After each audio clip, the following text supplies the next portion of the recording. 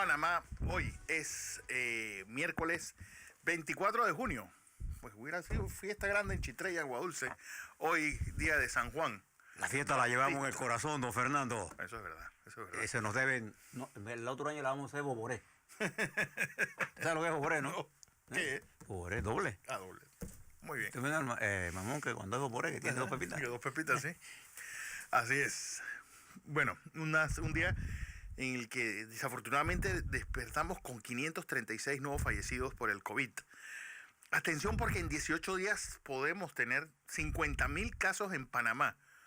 Así que a cuidarse, a mantener esa distancia social, esas medidas de bioseguridad. Un día en el que, bueno, todavía la ACP no da una explicación creíble. ¿Qué fue lo que pasó ayer en ese puente? Pues que está dejando a Gamboa incomunicada, sin agua, y el canal seco, el ferrocarril de Panamá, pues desconectado. Posiblemente se tome 15 días reparando el puente. Un día también en el que es México ayer, un temblor que deja 5 fallecidos. Pues hubo alerta de tsunami. Pues ayer fue una especie de día de cataclismo. Un volcán hizo erupción en Indonesia. Y también pues lo del polvo del Sahara, que afortunadamente la lluvia sirvió para despejarlo de la ciudad de capital de Panamá. Así que, don José, así amanecen las cosas en nuestra ciudad y en nuestro país. Buenos días, Fernando. Buenos días. Buenos días a nuestra audiencia que nos sigue en KW Continente y por el canal 21 en Next TV. Oye, ayer pasó de todo. De todo. Mire lo que pasa, ¿no? En México, con los Obrador, la caída del Producto Interno Bruto, 1 millón de desempleados añadidos a la lista de los días desempleados, los problemas que ha traído toda esta recesión global. Un terremoto. Que no tuvo grandes consecuencias, pero sí. Bueno, 5 fallecidos. Sí, 5 fallecidos y alguna destrucción, pero por la magnitud del mismo. No, sí, porque 7.5, es decir, es una bestia. El terremoto que tumbó México en 1985 tuvo una potencia de 7.1, es decir, para que vean cómo México se ha ido preparando. Claro, eso es parte de lo que está pasando. Para lo que han sido estos terremotos. En México, eso estaba pasando. En México, aquí en Panamá, ¿no? Las cifras que nos dieron ayer y lo que teníamos nosotros, los que les dimos nosotros ayer, al duplicarse, según la proyección del MINSE y la que tenemos nosotros, dice lo mismo, 27.000 casos se duplican en 15 días, estamos hablando de 54.000. Nosotros le habíamos dicho un estimado al 15 de julio de 55.000. Pero ahora le voy a hablar sobre esto en el segundo bloque sobre Panamá. Oye, si México les parece poco, Guanajuato, parece que los carteles de drogas se han mudado hacia este estado, donde hay 14 muertos diarios. Y para que usted tenga una idea de la magnitud de lo que está pasando en el mundo, ayer le estaba comentando a Fernando esta madrugadita, que estábamos aquí antes del programa, leí una de las descripciones del presidente de los Estados Unidos hechas por Steve Smith, un estratega republicano blanco. Estratega republicano no cualquiera, sino es estratega de los senadores republicanos del partido, fue estratega de la campaña de McCain. O sea, que no estamos hablando de un demócrata. Sí, estamos hablando de un republicano de tuerca y tornillo. Un bicho de partido. En una escueta declaración que le dio a la NBC. Encima. Mire lo que dice. Donald Trump, dice este señor Smith, es el peor presidente que ha tenido los Estados Unidos en toda su historia. Y no lo digo hiperbólicamente. Él es, dice este señor. Pero es el presidente. Y ha llevado al país, estoy haciendo una traducción, en sus cortos 3 años a la mayor debilidad y simplemente y que no era imaginable.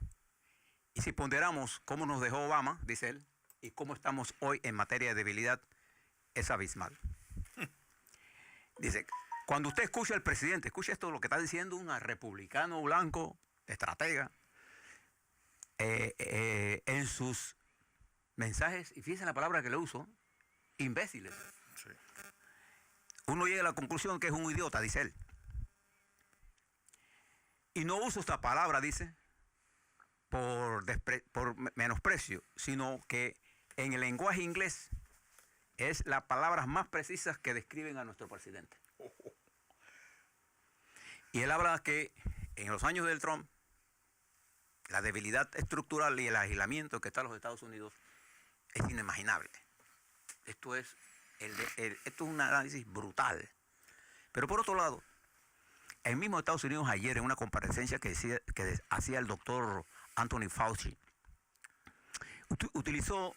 primero hizo un análisis epidemiológico de lo que está pasando en los Estados Unidos. A diferencia de lo que está pasando en nuestro país, el doctor Fauci sí toca una de las variantes más importantes para entender el comportamiento de esta pandemia. Es el análisis sociológico, cómo esto impacta a la sociedad. Y fíjese la frase que usa. El racismo institucional de los Estados Unidos ha llevado a la población negra y a la población latina a ser los más vulnerables a esta pandemia. Eso no lo dijo Marx, no lo dijo el Partido Comunista Chino, eso lo dijo uno de los grandes epidemiólogos del planeta Tierra y una de las grandes mentalidades de los Estados Unidos, el doctor Anthony Fauci, ayer. Porque no es posible entender lo que está ocurriendo en esta pandemia si no entendemos el comportamiento social donde ella está ocurriendo. Quizás esto es una de las carencias, Fernando, de nuestro análisis que hacen nuestros técnicos del MINSA. Ahora le hablo sobre ello. Me gustó la presentación que hizo la doctora Moreno ayer. Hay algunas discrepancias que tengo profesionalmente. Yo no soy médico, pero tengo una formación matemática y biológica bastante sólida para entender este problema. Creo que hay algunas cosas que ahora se las voy a explicar. Pero me gustó la explicación que dio la doctora Moreno, que es la jefe de epidemiología del Ministerio de Salud de Panamá. Veamos algunas cifras globales. Yo comparo esta posición del señor Anthony Fauci con el editorial que hoy publica La Estrella de Panamá por la pluma de Gerardo Berroa. Cohesionar una estrategia común. Fíjese lo que él está diciendo, ¿eh? Necesitamos cohesionar una estrategia para todos. Ahora le hablo sobre eso. En los Estados Unidos, en el mundo hay cerca de 9.380.000 casos, ascendiendo a nivel de 150.000 promedio y algunos días a 175.000, lo que ha llevado a la OMS a decir que la pandemia se está avanzando su nivel de aceleración. Cuando usted viene una variable continua que se acelera, usted tiene más consecuencias. Es por eso que usamos los cálculos integrales diferenciales para manejar la estadística esta. Quiero, José, porque desde ayer le estoy dando vueltas a este filósofo coreano, Yu-Shin Han. Es un filósofo y doctor en teología, graduado y que vive en Alemania, y que él pues lanza estas 9 definiciones de la pandemia de coronavirus. Y una que es brutal. Cuando los líderes declaran el estado de emergencia y lo convierten en una situación normal, estamos en el final de la democracia. Y escuchan sus conclusiones. Son 9, muy sencillas. 1. El coronavirus está demostrando que la vulnerabilidad o mortalidad humanas no son democráticas, sino que dependen del estatus social. 2. Buena conclusión. La pandemia no es solo un problema médico, sino social. Una razón por la que no hay muertas tantas personas en Alemania es porque no hay problemas sociales tan graves como en otros países europeos y en Estados Unidos. 3. El segundo problema es que el COVID no sustenta la democracia, y esto es importante en un momento que hay tantas personas que no tienen mucho en la cabeza. Como es bien sabido, del miedo se alimentan los autócratas. En la crisis, las personas vuelven a buscar líderes. El miedo es la forma más perversa de gobernar. Uno gobierna con la gente culta. Con la gente culta. Por eso uno empuja la educación. Con la pandemia nos dirigimos hacia un régimen de vigilancia biopolítica. No solo nuestras comunicaciones, sino incluso nuestro cuerpo, nuestro estado de salud, se convierte en estado de vigilancia digital. El virus, y esta es la que más me gusta, es un espejo ya que muestra en qué sociedad vivimos, y vivimos en una sociedad de supervivencia que se basa, en última instancia, en el miedo a la muerte. La pandemia vuelve a hacer visible la muerte. 6. Que habíamos suprimido y subcontratado cuidadosamente. La presencia de la muerte en los medios de comunicación está poniendo nerviosa a la gente. La histeria de la supervivencia hace que la sociedad sea tan inhumana. A quien tenemos al lado es un potencial portador del virus y hay que mantenerse a distancia. Distanciamiento social. 7. Por sobrevivir, sacrificamos voluntariamente todo lo que se hace que vale la pena vivir. La sociabilidad, el sentimiento de comunidad y la cercanía. 9. El pánico ante el virus es exagerado. La edad promedio de quienes mueren en Alemania, lo está hablando de Alemania, es de 80 y 81 años y la esperanza de vida es de 80 años. Lo que muestra es una reacción de pánico ante el virus y que es que algo anda mal en nuestra sociedad. Y 9, el COVID probablemente no sea un buen presagio para Europa y Estados Unidos. El virus es una prueba para el sistema. Los países asiáticos que creen poco en el liberalismo han asumido con bastante rapidez el control de la pandemia, especialmente en el aspecto de vigilancia digital y biopolítica. Inimaginables para Occidente. Bueno, algunas cosas estamos de acuerdo. Sí, sí. Otras... Yo en 8 de 9. Sí. Pero es un aporte de es un filósofo, ¿no? Es un filósofo, sí. Bien. Eso es lo que le explicaba. La pandemia tiene un componente social. Byung-Chul Han. Póngalo en sus redes para que Sí, voy a ponerlo. Porque si nosotros no entendemos a la sociedad en que ella se está desarrollando, fíjense lo que está pasando en los Estados Unidos, y ahora se lo hablo en Panamá. En los Estados Unidos, con un presidente que no cree en la ciencia, que cree en la reelección solamente, que ha hecho de la reelección su motivo de su existencia. Ayer se apareció allá en Oklahoma, en Arizona, en donde ha repuntado el virus en un acto cerrado. Lo había hecho el sábado en otro, que fue un fracaso. Desmintiendo lo que la realidad te está demostrando. Que la mitad de los Estados Unidos, de los estados de Estados Unidos, están rebrotando con fuerza. Y como consecuencia, la cantidad de infectados diariamente aumenta. Se mantiene, perdón, sobre los 25.000 a 30.000 y lleva 123.000 muertos. Esto no es una cuestión sencilla. ¿Quiénes están muriendo? Lo que dice el filósofo. Están muriendo los más vulnerables. Y él, al no entender eso, él dice que el problema es que estamos haciendo demasiadas pruebas. Y ayer escuché algo de eso en la disertación del MINSA. No, las pruebas no están no nos dicen que el virus está aumentando por las pruebas. No. Lo que la prueba nos está revelando es que la falta de pruebas nos estaba llevando a la ilusión óptica de que estábamos bajo control. Le he dicho 1000 veces que el que está bajo control en este momento es el virus. Y los indicadores que nosotros tenemos pueden diferir de ellos, pero al explicar el comportamiento del modelo que nosotros usamos y del que usa el MINSA, llegamos a conclusiones parecidas. En los próximos 15, 20 días se va a duplicar.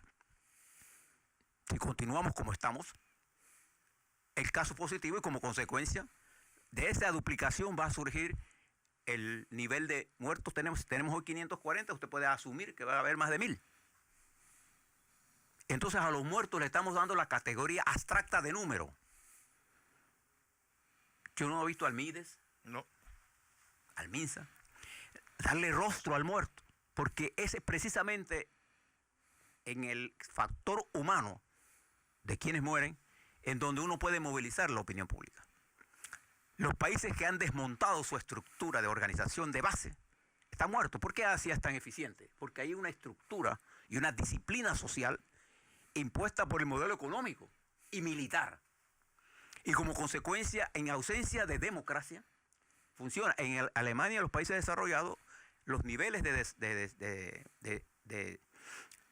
bienestar, bueno, Europa tuvo bajo el bienestar, el estado de bienestar. Estado de bienestar por muchos años.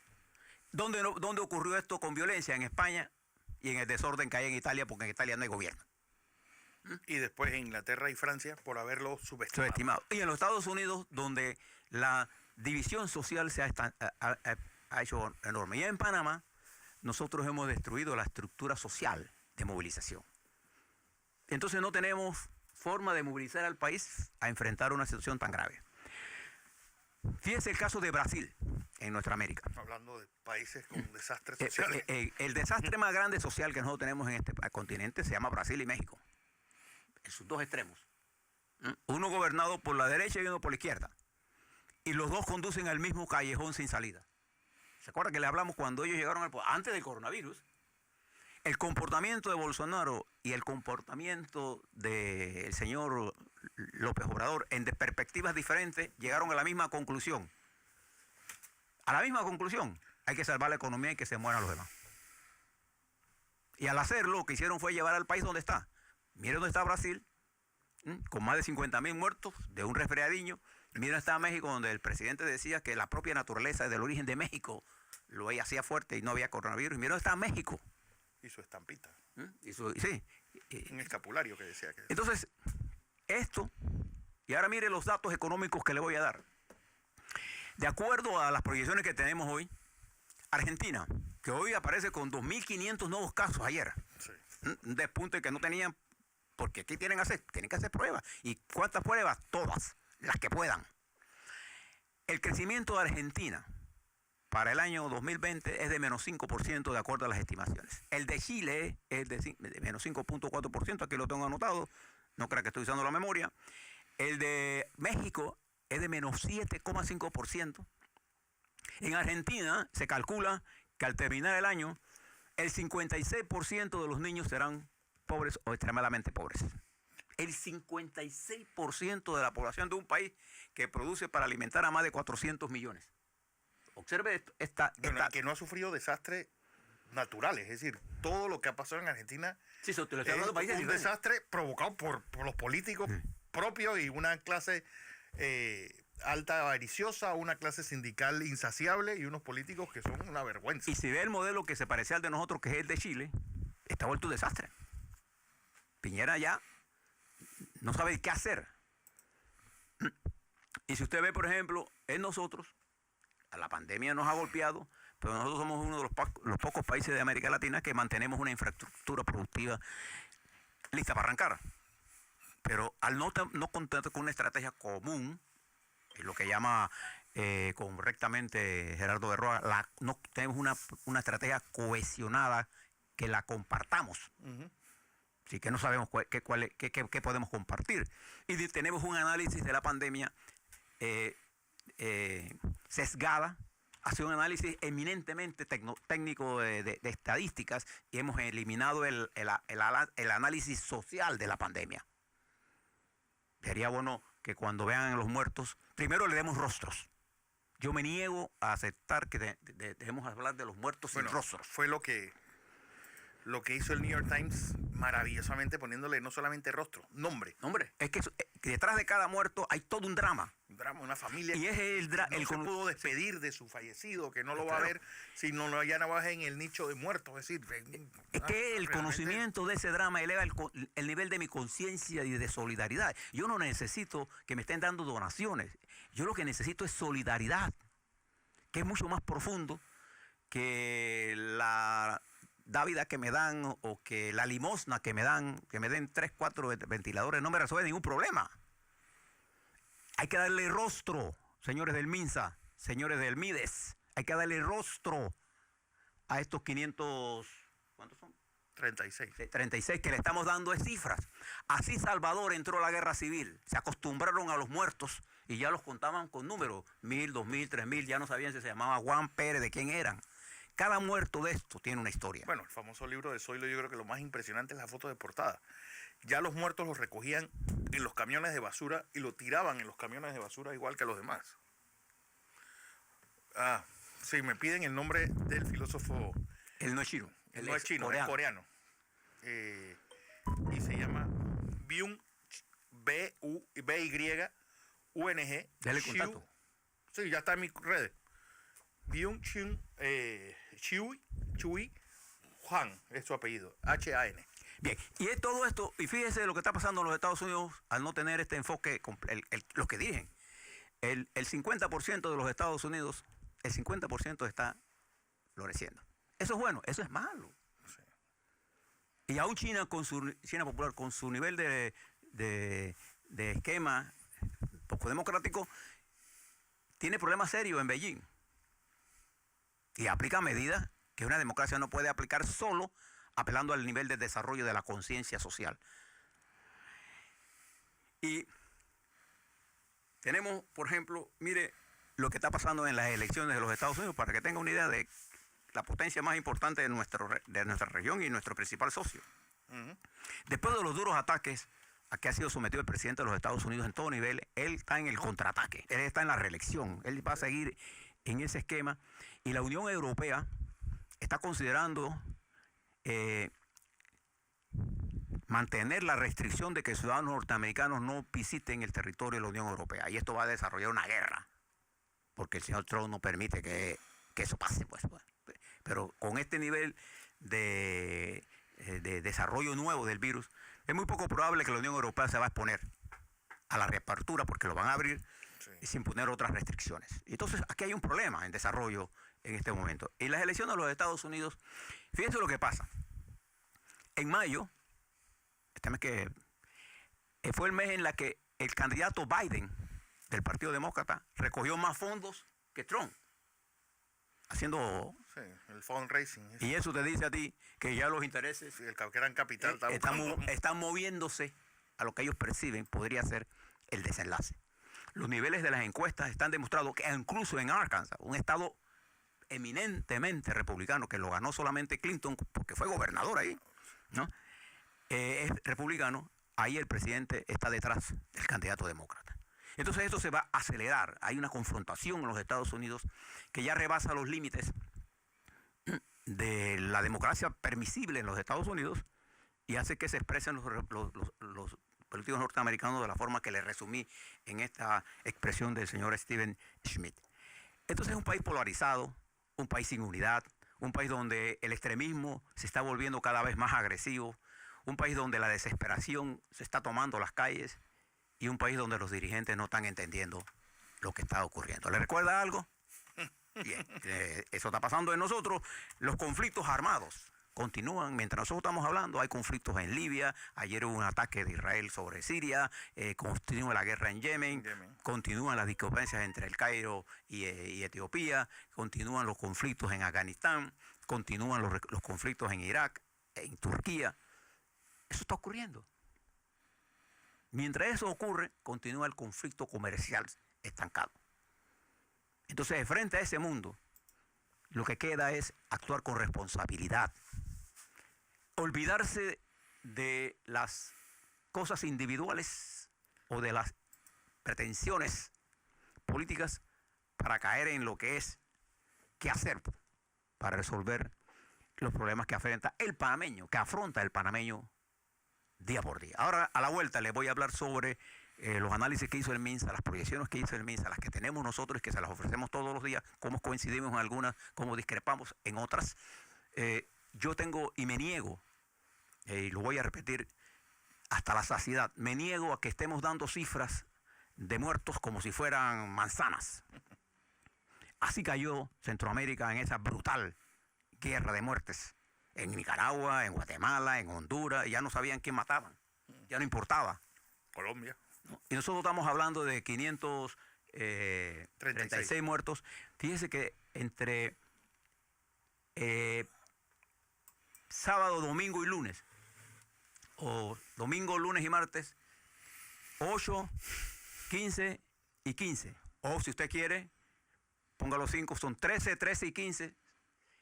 El nivel de mortalidad allí es el más alto que nosotros hayamos visto en la historia nuestra. De una enfermedad. De una enfermedad. En tan poco tiempo. No, ha habido muertes por otras cosas. Pero en el caso nuestro, esto nos debe llamar a la atención. No estamos entendiendo a quién está afectando la pandemia y como consecuencia no tenemos una estrategia para poder desarrollar la conciencia de nuestra gente para entender esto. A la vuelta vamos a hablar de eso y vamos a hablar de la situación política del país. Así es.